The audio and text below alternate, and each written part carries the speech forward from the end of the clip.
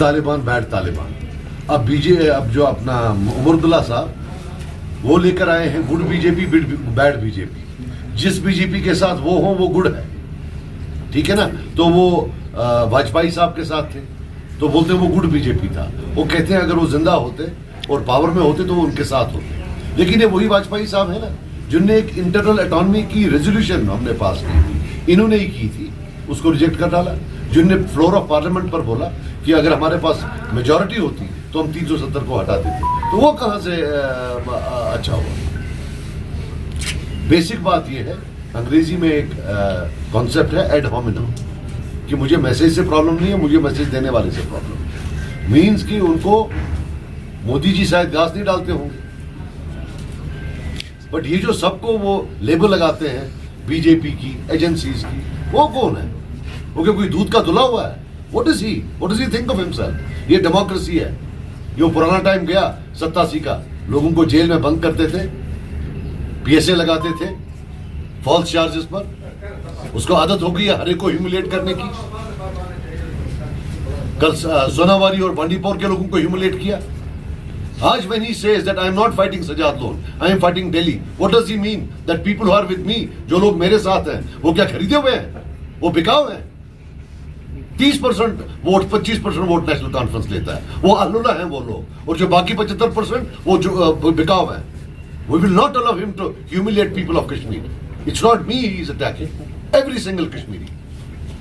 ये जो अभी लोग थे नीचे, इतनी लंबी लंबी दाढ़ियां करके, तहज्जुद गुजार, अल्हम्दुलिल्लाह साफ किरदार, साफ कश्मीरी बोलने वाले, कश्मीरी रहन सहन, इनको चैलेंज कर रहा है वो। डिग्निटी ऑफ कोर्स, डिग्निटी जैसे मैं आपको इज्जत से पेश आ रहा हूं, आप मेरे से इज्जत से पेश हैं। What we are getting is unimportant, how we are getting is important. क्या आपको चाय ऐसे फेंक के दे रहे हैं, क्या रोटी फेंक के दे रहे हैं, या इज्जत से कम रोटी दे रहे हैं लेकिन प्लेट में दे रहे हैं, आओ भाई यहाँ खाओ, उसको डिग्निटी कहते हैं। और मैं आज की डिग्निटी जो बोलता हूँ, आज के डेट में जो ये पुलिस वेरिफिकेशंस का प्रॉब्लम बन गया है, नौजवानों को, I hope you understand the gravity of the situation, कि यूथ को हर जगह उन्हें ट्रैप डाला हुआ है, लाओ पुलिस वेरिफिकेशन। अब यहाँ का जो पुलिस वेरिफिकेशन है सिर्फ जम्मू कश्मीर का, बाकी जगह का हिंदुस्तान में नहीं, बाकी जगहों में पुलिस वेरिफिकेशन बंदे का होता है कि क्या सजाद लोन ठीक है गलत है। यहाँ खानदान का होता है, और ये कानून भी 1996 के बाद एनसी ने लाया है, और इसको और स्ट्रिंजेंट किया है 2008 में, कि खानदान में अगर कोई एक बंदा इन्वॉल्व हो, पूरे खानदान को पुलिस वेरिफिकेशन सर्टिफिकेट नहीं मिलेगी। So what is happening today, government is saying कि अगर ठेकेदारी का कार्ड चाहिए पुलिस वेरिफिकेशन लाओ, मतलब उसके खानदान में अगर कोई इन्वॉल्व है तो वो नहीं होगा। फिर दूसरा बोल रहे हैं कि पासपोर्ट के लिए, जॉब के लिए, यंगस्टर्स जो बेचारे तब पैदा भी नहीं हुए थे जब यहाँ मिलिटेंसी थी, या उनका फादर उसमें इन्वॉल्व था, आज उनको अचानक बोला जा रहा है कि आप एंटी नेशनल हो। So this is what I am saying, that laws, कानून जो पूरे हिंदुस्तान के बच्चों के लिए, वही कानून हमारे बच्चों के। मेरे साथ बहस करें कि सबसे बड़ा एजेंसी वाला कौन है, वो कौन सी पॉलिटिकल पार्टी है यहाँ जिसके हाथों मैक्सिमम कश्मीरी मुसलमान मरा है, जिनके हाथों में मैक्सिमम खून लगा हुआ है, और जिनको सबसे ज्यादा रियायत मिली है दिल्ली से। What was 75?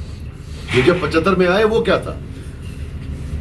1947 से 75 तक जितने इरोजन्स थे उसको एंडोर्स करना था। एंडोर्स करने के लिए शेख साहब आए, प्राइम मिनिस्टर से उतरकर चीफ मिनिस्टर बने, प्लेट पर हुकूमत।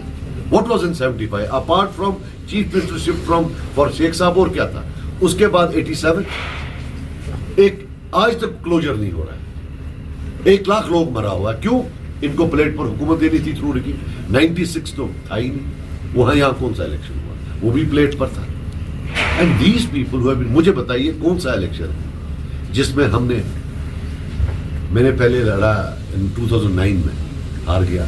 2014 में कैंडिडेट उठाया, हार गया। फिर 2014 की असेंबली में हमने 2 कैंडिडेट जीते, हम अंदर आ गए। 2.5 साल हमने हुकूमत की है, बख्शते ही नहीं है। मतलब 2.5 साल हमने हुकूमत नहीं की, कोई बहुत बड़ा गुनाह किया। और जिन्होंने 40 साल हुकूमत की है तो वो जवाब देने के लिए तैयार ही नहीं। This is something that you should ask. I promise you this, if you won't for me, उस वोट की गूंज पूरे हिंदुस्तान में होगी, ये याद रखो। और उसके डेवलपमेंट की गूंज पूरे नॉर्थ कश्मीर में होगी, कुपवारा में भी होगी, टनल हो, कुछ हो, मुझे मालूम है पैसा कैसे लाना है वहाँ। वो मेरा एक पैशन है। दैट्स माय पैशन कि यहाँ लाखों लोग आए, लोग यहाँ के नौजवान टूरिज्म से और हॉर्टिकल्चर से, दो चीज़ों से अपनी जो है ना रिज़्क इज्जत से